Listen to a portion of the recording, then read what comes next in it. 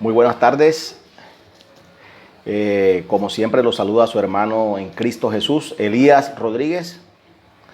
Y quiero decirles que el motivo de este video no es otro que aclarar ciertas cosas que he estado viendo últimamente. O sea, yo muy poco me coloco o me dispongo a mirar o observar en YouTube cierto tipo de videos.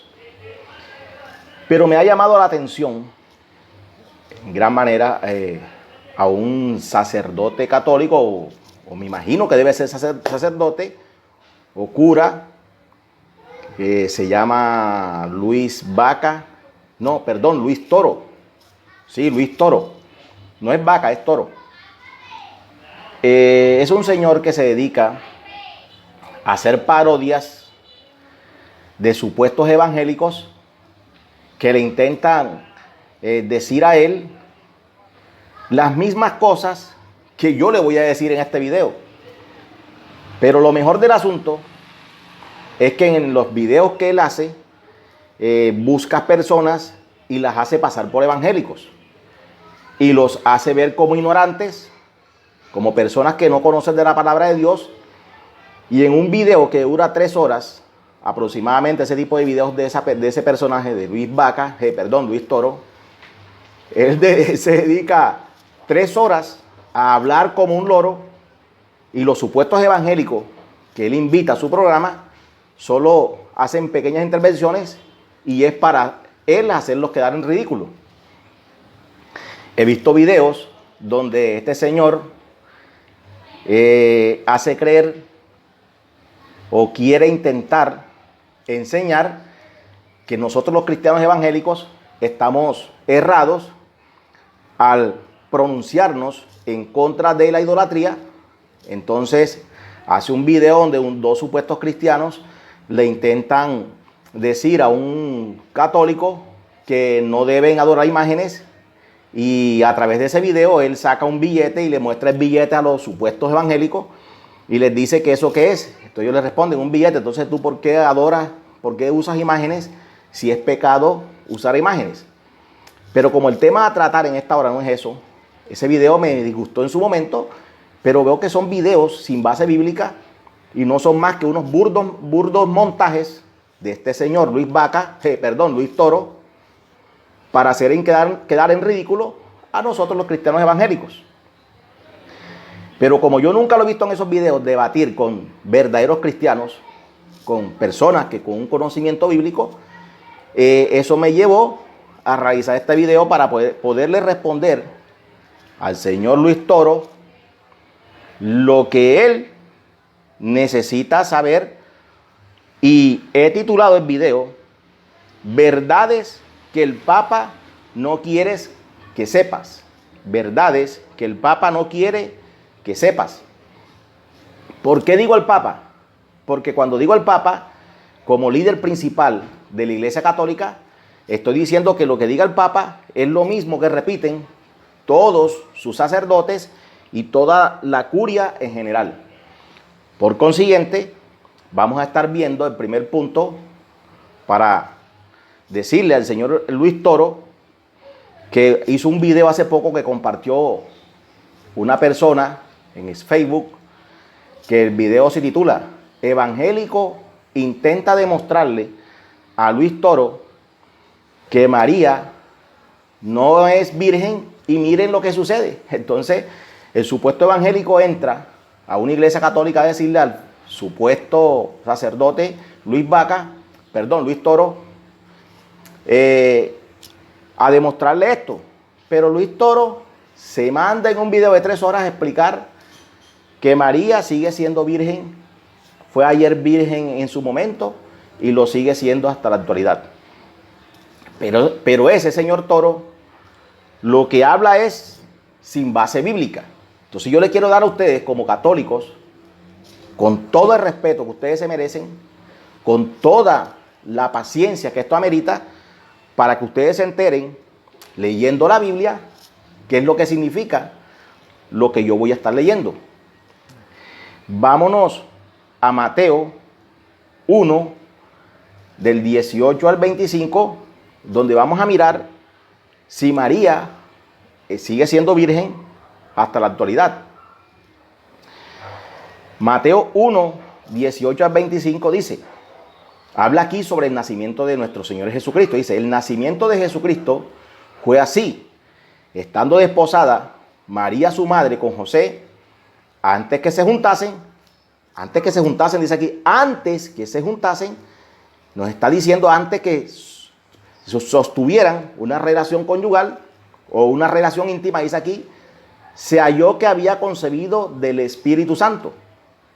José su marido, como era justo y no quería infamarla, quiso dejarla secretamente, y pensando él en esto, he aquí, un ángel del Señor le apareció en sueños y le dijo, José, hijo de David, no temas recibir a María tu mujer, porque lo que en ella es engendrado del Espíritu Santo es, y dará a luz un hijo, y llamará su nombre Jesús, porque él salvará a su pueblo de sus pecados.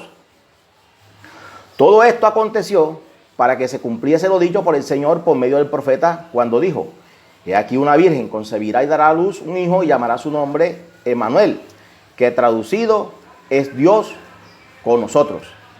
Y despertando José del sueño, hizo como el ángel del Señor le había mandado y recibió a su mujer, es decir, a María. Ojo con esto, versículo 25. Pero no la conoció hasta que dio a luz a su hijo primogénito y le puso por nombre Jesús. Entonces, este versículo es la clave de todo el texto. Sabemos que cuando estamos hablando de un pasaje bíblico es porque está compuesto de varios versículos y el pasaje en mención termina diciendo, pero no la conoció hasta que dio a luz a su hijo primogénito y le puso por nombre Jesús. El término conocer en las Escrituras nos habla de tener relaciones sexuales. Vámonos a Génesis capítulo 4, versículo 1, y vamos a mirar qué significa conocer. Génesis 4, 1, porque todo hay que hacerlo en base a la palabra. Dice aquí, conoció Adán a su mujer, Eva, la cual concibió y dio a luz a Caín, y dijo, por voluntad de Jehová he adquirido varón. Dice aquí, conoció Adán a su mujer. Cuando dice conocer, quiere decir que tuvo relaciones sexuales. Versículo 17 del mismo capítulo, Génesis 4, dice, y conoció Caín a su mujer, la cual concibió y dio a luz a Enoc. Fíjate, conoció. No está hablando que al igual que en el caso de María y José, cuando el texto comienza dice, y José estaba desposado con María. El desposamiento era un periodo que duraba entre 6 y 12 meses, casi un año, donde la pareja se conocía y después de ese tiempo se unían en matrimonio y por consiguiente en relaciones íntimas para tener hijos. Todos sabemos que el propósito del matrimonio es que haya procreación, o sea, tener hijos. Ese es el fin, la finalidad del matrimonio es ese. Y ellos, como una pareja judía, estaban a la expectativa, al igual que cualquier mujer judía, María esperaba a dar a luz al Salvador del mundo, al Mesías. Antes de iniciar, quiero decirles a ustedes, amigos católicos, que nosotros los evangélicos no odiamos a María, no la aborrecemos. Yo de mi parte siento un profundo respeto por María, por ser la madre de mi Señor Jesucristo, pero no puedo dejar de enseñar sobre el tema porque la adoración o la veneración a María te está haciendo apartar del verdadero camino, del camino correcto de la salvación. Y María no es la corredentora como hacen creer los sacerdotes católicos, porque Jesús no necesita de un corredentor para traer salvación. Entonces, ya vimos que el término conocer en la Biblia está hablando de tener relaciones sexuales. Vamos a Génesis 19:5. Génesis 19:5. Y dice, y llamaron a Lot y le dijeron, ¿dónde están los varones que vinieron a ti esta noche? Sácalos para que los conozcamos. Cuando está hablando de conocer, en ese instante, están diciéndole que cuando Lot llevó a los ángeles que estaban hospedados en su casa, dice que vinieron la multitud, el vulgo vino y le dijeron al que lo sacara porque querían conocerlo. Es decir, querían tener relaciones sexuales con ellos o violarlos. Allí mismo, en Jueces 19:22, otro término, porque siempre me gusta usar varios versículos para sustentar lo que estoy diciendo. Jueces 19:22.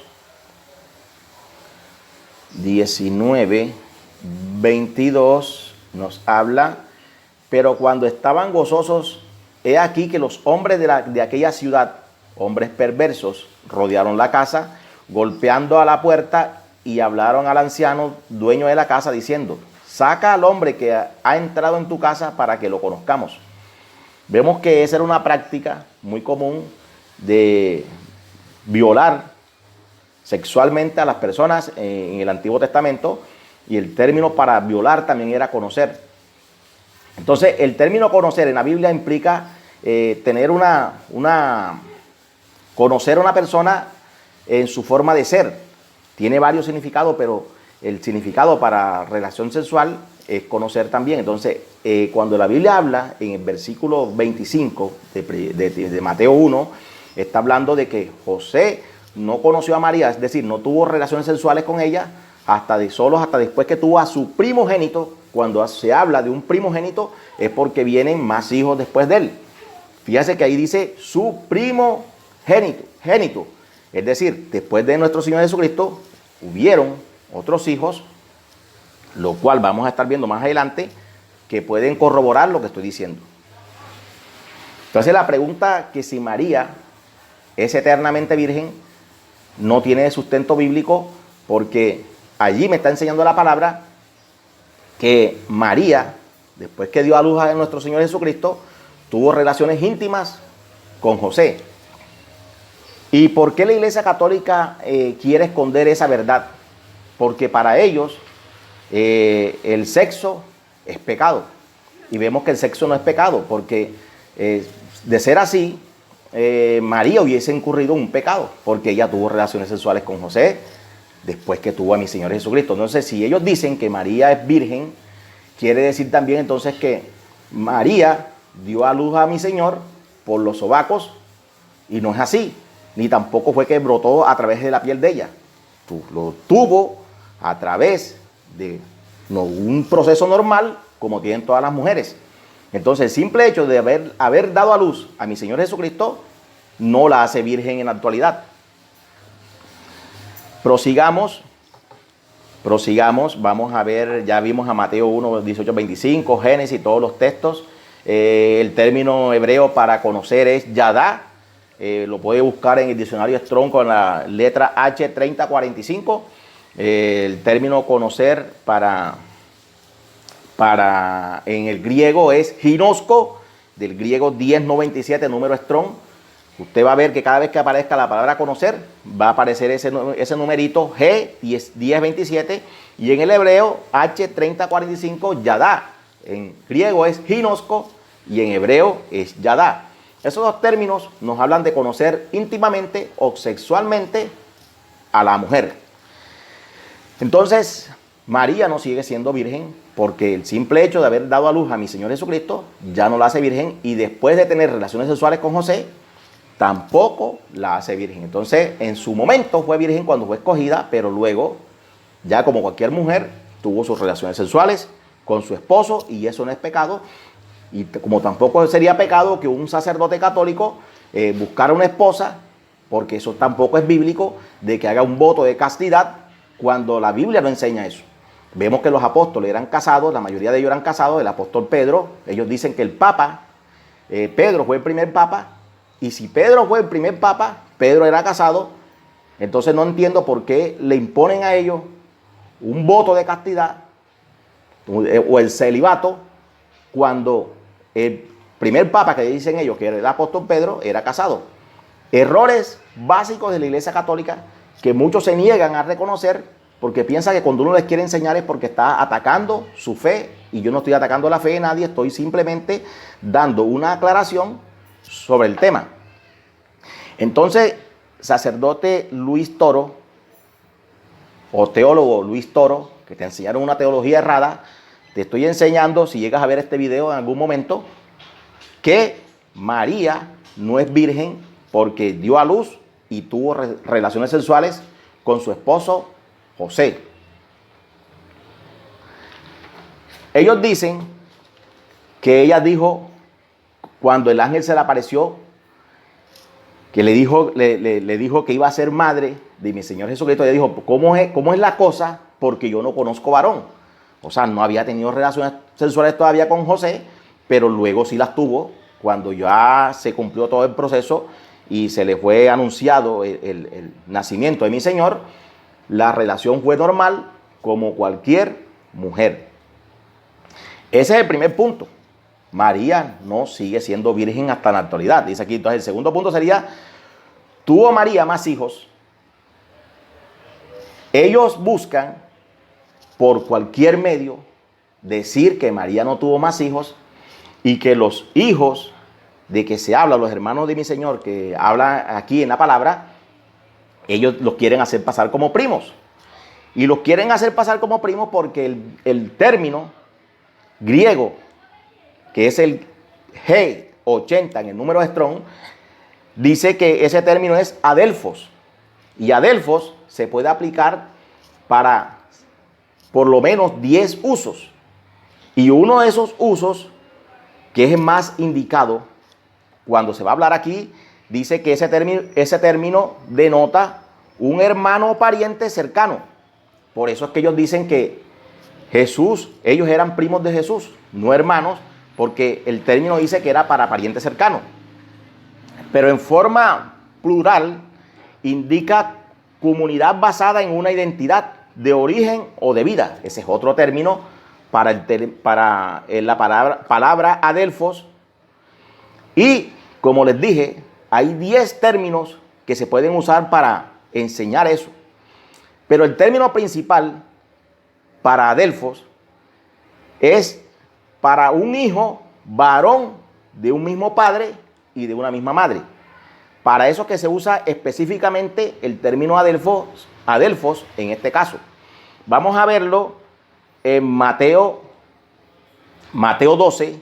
Ese es el término más... Mateo 12, vamos a buscarlo aquí en Mateo 12. Mateo capítulo 12. Mateo 12.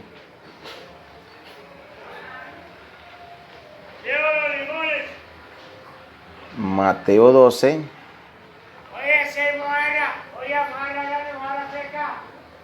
Gloria a Dios, está poderoso. 46, vayan buscándolo, Mateo 12, 46 en adelante. Busque su Biblia católica, Dios habla hoy o Palabra de Dios para todos. Es igual, la Reina Valera, sabemos que procedió, o el que la tradujo fue un sacerdote católico, así que no tenemos problemas con que vayamos a decir que fue que nosotros la adulteramos ni nada, porque la Reina Valera procede de un sacerdote católico llamado Cipriano de Valera, y ella fue traducida de la Vulgata Latina, es decir, de una Biblia católica, así que no hay problema. Dicen lo mismo, yo les podría estar predicando con una Biblia católica y no con la Reina Valera en 1960, porque tengo varias versiones aquí, pero quiero hacerlo con esta, porque sé que se identifica con la de ustedes también, señores católicos. Mientras él aún hablaba a la gente, he aquí su madre y sus hermanos estaban afuera y le querían hablar.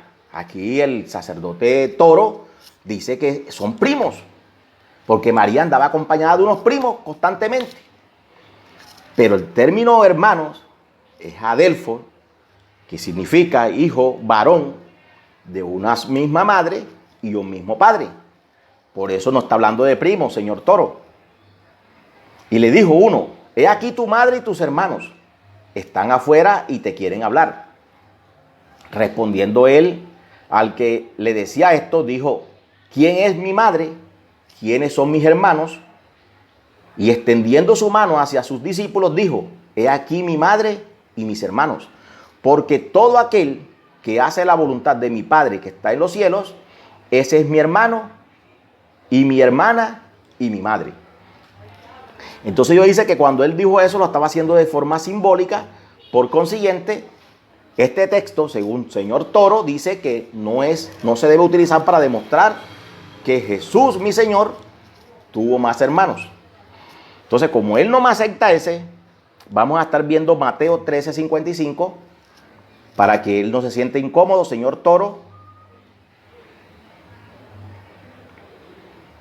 Que yo quisiera que el señor Toro me invitara a debatir y que no esté utilizando supuestos evangélicos que les coloca una Biblia, le hace un moñito de cebolla a una muchacha para hacer su espectáculo.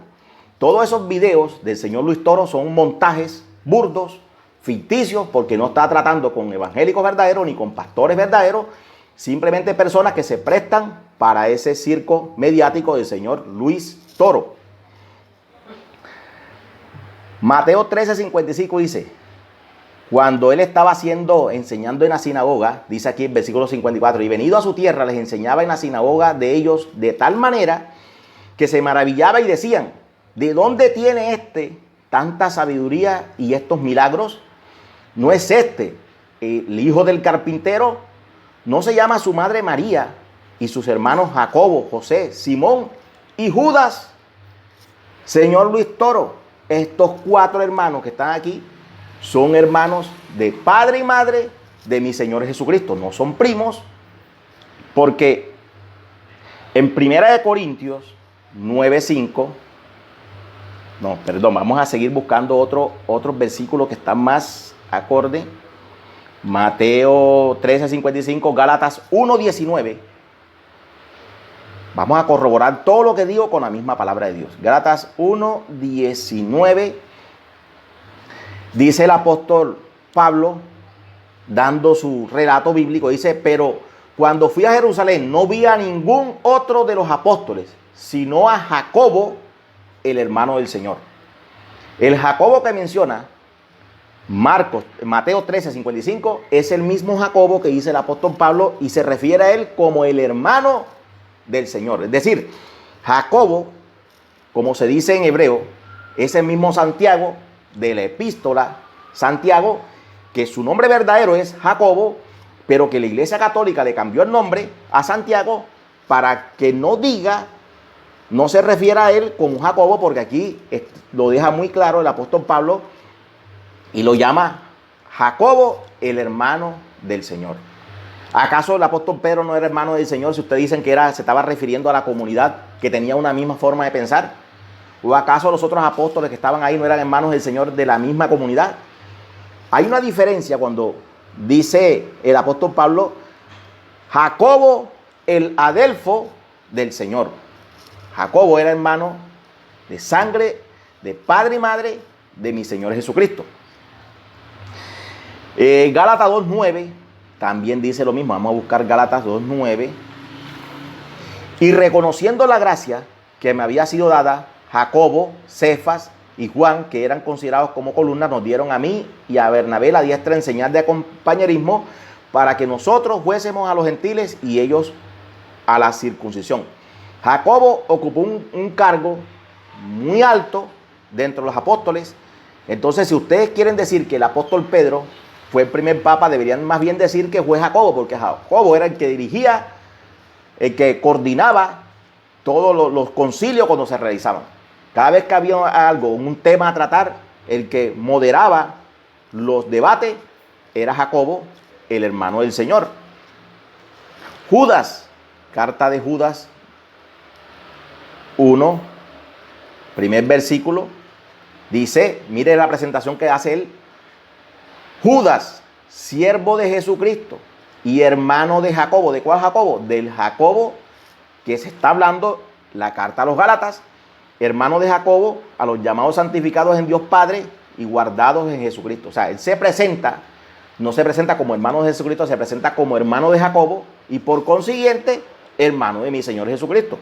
Aquí está hablando de los hermanos del Señor, hijos de un padre, hijo varón, de un mismo padre y de una misma madre, como dice el término griego adelfo, G80. Santiago 1.1. Es la carta del apóstol Santiago. Santiago 1.1. Señor Toro, mire lo que dice Santiago, siervo de Dios y del Señor Jesucristo, a las 12 tribus que están en la dispersión. Salud.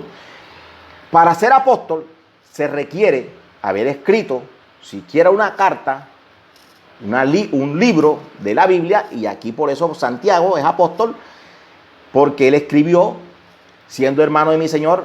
O sea que no deberíamos decir Santiago, sino Jacobo. Algunas versiones antiguas no dicen Santiago, dicen Jacobo. Yo creo que la Biblia del Oso dice que es Jacobo, hermano del Señor. Marcos 6.3. Para terminar este punto, señor Toro, por si usted no conoce estos versículos, porque usted dice que los conoce, pero dudo que los conozca porque no los menciona cuando está en sus supuestos debates con los supuestos pastores evangélicos que invita a sus payasadas para hacerlos quedar en ridículo. Yo no necesito, señor Toro, durar 3 horas hablando para decirle a usted lo que tiene que decir la palabra, porque estos debates se deben de hacer es con base a la palabra de Dios y no en base a nuestros propios criterios. Marcos 6.3 dice, ¿no es este el carpintero, hijo de María, hermano de Jacobo, de José, de Judas, el que escribió la carta, la penúltima carta del Nuevo Testamento, y de Simón, de los cuales no se menciona mucho, pero eran hermanos de él?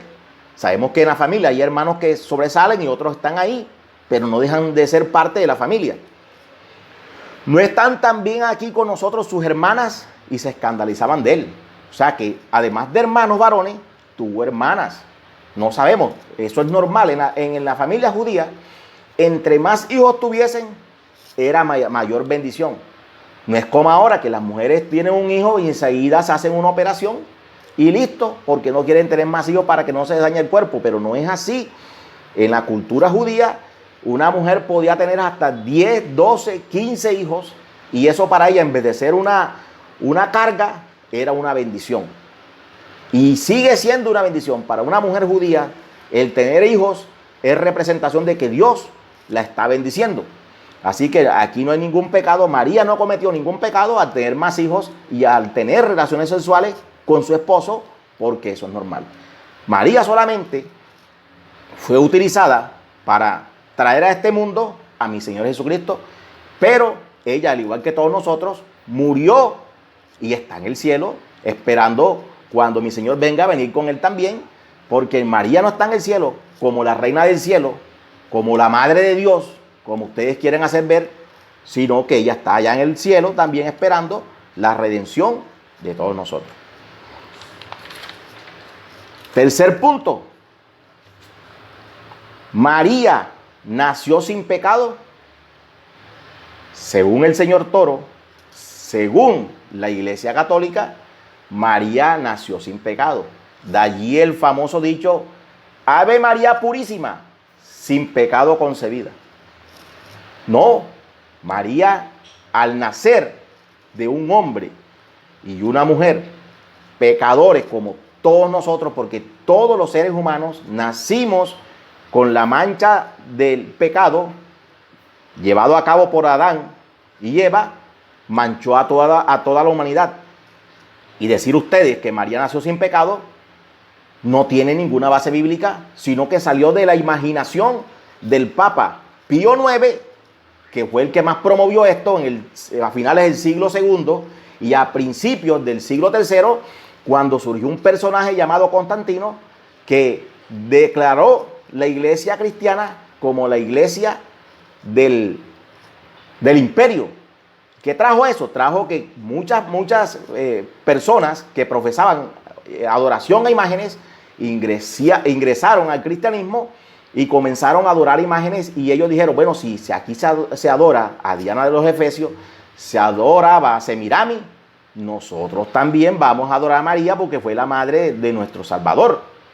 Y de allí comenzó la adoración a María y fue promovida por Constantino, y luego en diferentes concilios que se realizaron, el debate para aquella época era eso, si María era corredentora, si María era diosa en los cielos.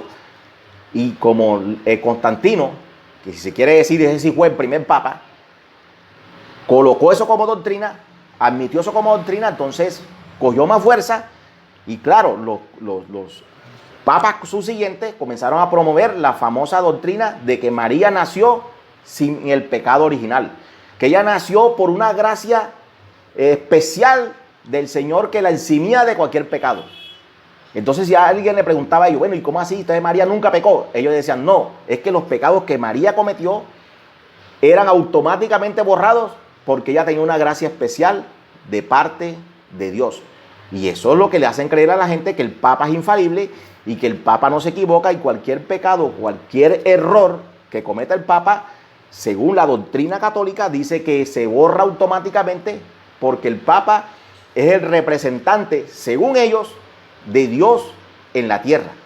Y el verdadero representante de Dios en la tierra es el Espíritu Santo de Dios, el cual dejó mi Señor para que nos guiara y nos dirigiera hasta que venga mi Señor Jesucristo y reine con nosotros aquí en la tierra. Señor Toro, o Luis Toro, como usted dice que María nació sin pecado, vamos a ver qué dice Lucas, capítulo 1, versículo 47, donde la misma María, la madre de mi Señor, dice, y mi espíritu se regocija en Dios, mi Salvador. Si ella hubiese nacido sin pecado, no hubiese dicho esto en la palabra de Dios, porque una persona que necesite salvación es porque se considera un pecador igual que los demás mortales. Entonces, el simple hecho de que María expresara esta opinión le está diciendo a ustedes que ustedes no quieren entender, es otro cuento, pero les está diciendo que ella nació, al igual que todos los mortales, con pecados. Y eso no la exime, porque lo que sí reconocemos los cristianos evangélicos es que María era una mujer que se guardaba para el Señor, temerosa de Dios, que vivía en santidad, y no en vano por eso la escogió mi Señor, para que fuera la madre de nuestro Redentor. Pero no quiere decir eso que nosotros tenemos que venerarla, adorarla, cantarle alabanzas, porque me llamó la atención otro video de otro sacerdote, donde el sacerdote dice que no se dejen robar el nombre de cristianos por los protestantes. Déjeme decirle, señor Toro, y a usted, sacerdote católico, que yo como cristiano evangélico no soy ningún protestante, simplemente que Martín Lutero se dio cuenta que la Iglesia Católica estaba aprovechándose de la fe del pueblo y se levantó en contra de esa extorsión que hacían, cobrando a la gente una cuota para darle salvación y para borrarle los pecados. Entonces, si cuando él se da cuenta y hace lo que se llama una protesta, y por eso es que ustedes nos llaman a nosotros los hermanos separados y protestantes, pero yo no soy ningún protestante, yo soy cristiano evangélico, porque nosotros los cristianos somos desde el principio, y ustedes los católicos surgieron en el año 312 cuando Constantino les dio permiso para llegar con su idolatría a contaminar la iglesia de Dios. Y Martín Lutero posteriormente se dio cuenta de eso y Dios lo usó para traer claridad sobre estos temas. Así que ustedes no se han dejado robar ningún título de cristiano porque ustedes católicos en realidad son marianos. Ustedes no siguen a Jesucristo, ustedes siguen a la Virgen María. De hecho, le cantan alabanzas, que es pecado porque la alabanza solo es para nuestro Señor. Ustedes le cantan alabanzas, le rinden veneración, adoración a María, y eso es idolatría, es pecado y se tienen que arrepentir porque el Señor les va a pedir cuentas por eso. Sigamos entonces. Cuando ella dice salvado, es del griego soter, el término griego es G4990. Y cuando yo le cito el diccionario Strong, No piensen ustedes que el diccionario Strong fue escrito por un evangélico, no. Ese es un diccionario que fue analizado por varios teólogos, tanto católicos como de otras denominaciones, y lo aceptaron porque son personas preparadas en diferentes tipos de lenguas, y ellos dicen y no inducen a uno a creer que lo que ellos dicen eso es, sino simplemente le dicen lo que significa cada término.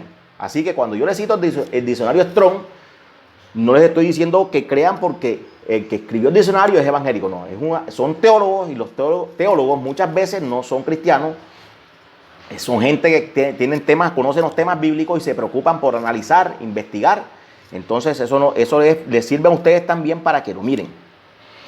En el Concilio de Trento, en el siglo XVI, el 8 de diciembre, se implantó como doctrina en la Iglesia Católica, óigalo eso, en el siglo XVI, 8 de diciembre, a través de una bula papal del Papa Pío IX, dijo que era una doctrina revelada por Dios y por consiguiente se debería acatar por todos los fieles. ¿Cuál doctrina? La Inmaculada Concepción de María. Por eso es que ustedes el 8 de diciembre celebran el Día de las Velitas, haciendo honor, haciendo homenaje al nacimiento sin pecado de la Virgen María.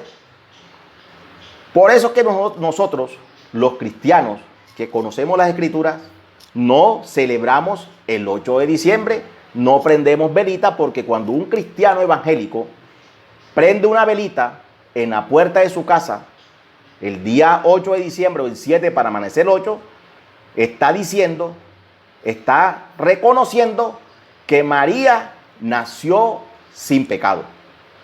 Ojo con eso, cristiano evangélico, que te prestas para seguirle el juego a la Iglesia Católica y a través de esta festividad de andar prendiendo luces y practicando cosas sin antes investigar. Cuando tú prendes la vela, estás reconociendo a María que nació sin pecado. Y eso es antibíblico y por consiguiente te hace quedar a ti como ignorante, que es lo que hace el señor Toro cuando se presta para esos montajes, para hacernos ver como ignorantes. Pero nosotros los cristianos evangélicos no somos ningún ignorante, sino simplemente porque no nos gusta estar armando debates tontos como si esto fuera un circo. Lo hacemos con altura, con respeto, porque yo sé que en mis videos los ve mucha gente que no es cristiana evangélica. Entonces yo tengo que hablarles a ellos con respeto para que ellos entiendan que las doctrinas que tienen, la Inmaculada Concepción de María, que María es la madre de Dios, y cuando dicen ellos de Dios, el señor Toro dice que es la madre de Dios porque es madre del Señor Jesucristo, y como el Señor Jesucristo es Dios, es la madre de Dios. Pero ellos no quieren decir eso. Ellos están diciendo que María es la madre de Dios Padre, y si ella es la madre, entonces mi Dios tendría abuela, bisabuela y una familia especial en el cielo. Y la Biblia no registra nada de eso. La Biblia no registra que María es la reina del cielo. La Biblia sí registra en el libro de profeta Jeremías que a Semiramis la llamaban la reina del cielo. Y Semiramis aparece en la antigüedad en el culto, en la veneración o adoración de una imagen de una madre con el niño en los brazos como la reina del cielo. Entonces el culto a Semiramis lo trasladaron a María a través de la adoración de María con el brazo del niño Jesús, con el niño Jesús pequeñito en sus brazos, o con la veneración al divino niño. Entonces, señores católicos, todo lo que ustedes están haciendo lo hacen sin base bíblica. Adorar a María, venerar a María es pecado, es idolatría. No estoy en contra de María. Respeto a María profundamente, la madre de mi Señor, pero yo no le rindo adoración, yo no le rindo veneración, yo no le puedo cantar alabanzas, porque eso es pecado delante de Dios, según la Biblia, porque el Señor dice que Él no comparte su gloria y la alabanza y la gloria solo son para Él. No así con mi Señor Jesucristo, que dice que el que honra al Hijo, honra al Padre. Y la misma Virgen María que ustedes adoran, que ustedes veneran en el capítulo 2 del libro de Juan, le dijo a los otros discípulos, le dijo a la gente, hagan lo que él dice. Cuando todos le preguntaron, María, ¿qué hacemos? Se acabó el vino. Ella muy sabiamente no se quiso imponer en nada, sino que simplemente le dijo a ellos, hagan lo que él dice. Y así, amigo católico, termino diciéndote, no hagas lo que Luis Toro te diga que hagas. No creas las doctrinas que están implantando ellos para hacerte apartar de la verdadera fe. Tú no sigues el camino de mi Señor Jesucristo porque ellos te hacen creer que eso es pecado y que nosotros somos protestantes porque nos llaman así en forma despectiva, en forma ofensiva, creyendo ellos que con eso nos van a ofender. Pero yo prefiero que me llamen protestante y no un religioso idólatra como son los seguidores de María, y que si no se arrepienten le van a rendir cuentas a Dios y van a ir a parar al infierno. Soy claro, soy tajante, no te quiero ofender, te estoy hablando la verdad. Y la idolatría trae maldición, porque la palabra dice en Éxodo 20 que Dios castiga esa maldad hasta la tercera y cuarta generación de los que lo aborrecen. Es decir, los que son idólatras. La Biblia dice que la idolatría es aborrecer a Dios, ponerlo a un lado y rendirle la adoración, la veneración y la honra que solo Él se merece, y se lo están rindiendo en el culto a imágenes, a muñecos que no oyen ni ven y que te pueden conducir al infierno. Entonces, señor Toro, yo creo que con esto que hemos estado hablando aquí y cualquier otro tema, esos videos tontos que compartes en las redes sociales, donde dicen, evangélico intentó demostrarle al padre Toro que María no era la madre de Dios y miren lo que pasó.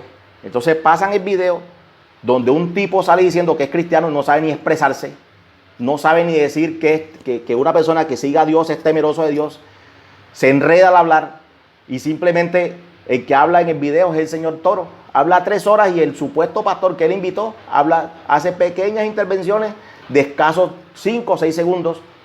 Y en esos videos el señor Toro aprovecha para demostrar una cátedra católica de conocimiento que no es más sino que un simple sermón inventado por él, montajes burdos de videos salidos de contexto que no tienen ninguna base bíblica. Así que, amigo católico que comparte ese tipo de videos, tú que te quieres siempre estás criticando a los pastores, hablando mal del diezmo, de las cosas de Dios, de los hombres de Dios, analiza bien los videos que te estás enseñando y que pasas en las redes sociales para hacer creer que nosotros los evangélicos somos ignorantes. Yo creo que cuando uno estudia la palabra de Dios quita cualquier ignorancia. Ignorantes son aquellos que van a su iglesia y hacen todo lo que el cura le dice que haga, porque no analizan, según la Biblia, lo que le están enseñando. Eso lo hacían en la Edad Media, pero ya hoy en día no hay excusa. Tú puedes buscar una Biblia y analizar todo lo que el cura te está diciendo para ver si lo que te dice es verdad o es mentira. Y si te está diciendo mentira, pídele cuenta, y si no sabes responderte, aléjate, busca al Señor. Y en próximos videos voy a enseñar qué es buscar a Dios, porque se habla mucho de este término, pero mucha gente no lo entiende. Entonces, mis amigos católicos, señor Luis Toro o Luis Vaga, como se quiera llamar, un saludo especial. Los amo en el amor de Cristo, pero era necesario hacer este video para que entiendan que nosotros los evangélicos tenemos conocimiento de hecho de lo que estamos predicando. Y lo único que podemos predicar es que nuestro Señor Jesucristo es el único camino de salvación y que Él no comparte su gloria, que no hay una corredentora en el cielo llamada María, que solo Él es el camino al Padre y a través de Él viene la salvación. Dios me los bendiga, Dios me los guarde, y cualquier inquietud tienen los comentarios abiertos. Si se ofendieron, no me interesa, es mejor que los ofenda con la palabra a que se vayan a ir para el infierno y no lo sepan. Dios me los guarde. Shalom.